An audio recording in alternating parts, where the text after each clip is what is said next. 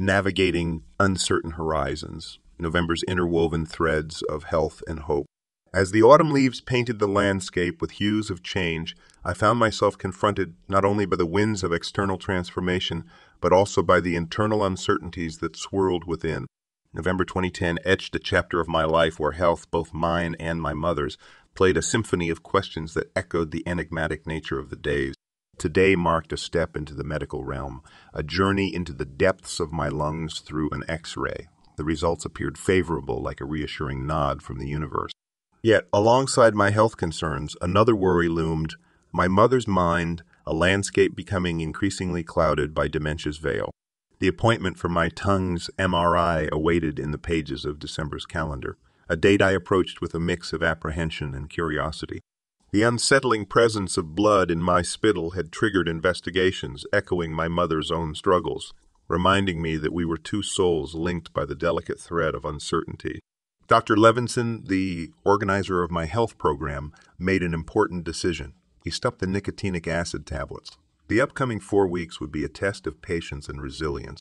The journey back to simvastatin was a familiar path, yet one that brimmed with questions about the future. Amid these thoughts, a significant shift materialized, a transition from my mother into a room that held the promise of care in a senior living facility. Stripped down to essentials, she embarked on this journey, her room echoing with the ghosts of memories that time was gently erasing.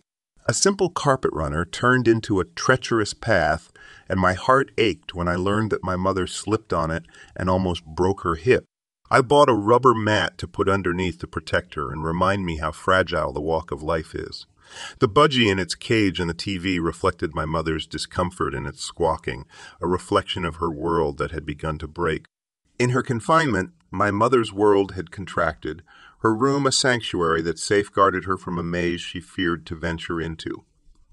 The super-old souls in the dining hall held no allure, and her reluctance to join them was a poignant reminder of the fears that hold us captive. Her high blood pressure, like an unsolicited companion, introduced us to another layer of concern. Dr. Kowalski's prescription marked another chapter in her health journey, a testament to the uncharted road ahead. Her awareness of her own dementia was a poignant reality, a narrative entwined with mine, and her affirmative response to the question of death's preference was a candid revelation. As I stood by her bedside, our roles intertwined, caregiver and child, each facing a form of unknown. Her inquiry about my return was a plea for companionship, a silent acknowledgement that the future held more questions than answers. I had made a commitment to take flight across the skies with a dear female friend to Mallorca, an escape that was planned before the fabric of our lives became interwoven with these threads of complexity. I was surprised when she asked me if I was getting married in secret because I hadn't always been telling her the truth lately.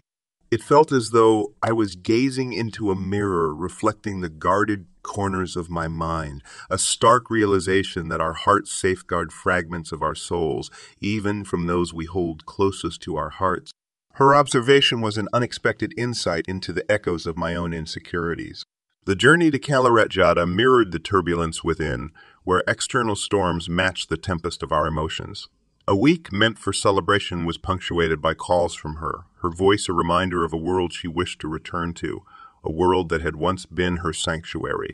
My birthday's passage was marked not only by the passage of time, but by the relentless thought of the impending MRI. A bulge in my throat hinted at something hidden, a physical manifestation of the abstract fears that often hide beneath the surface. Upon my return to Berlin, the journey continued, marked by stumbles and resilience. A fall on rain-soaked ground, a broken wine bottle, a body adorned with scrapes, it felt emblematic of the challenges we faced, a testament to the fragility of existence. And yet, the night held solace in the company of another bottle, the quiet sips of balm to soothe the tempestuous thoughts that danced in my mind.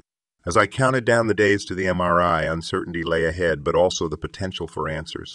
The journey of this November had etched its lessons, reminding me that life's narrative is woven with threads of both shadow and light, uncertainty and hope, fear and courage. November had drawn its curtains, leaving behind a tapestry of events and emotions. Within the realm of health and the uncharted paths that lay ahead for both my mother and me, I found a reflection of life's intricacies, the beauty and chaos that coexist within the human experience. And As the final pages of this chapter turned, I was left with a sense that even in the face of uncertainty, there's an underlying narrative of resilience, connection, and the unyielding spirit to navigate the storms that beset our lives. As we part ways until our next meeting on Radiant Resilience, continue to thrive and flourish on your journey ahead.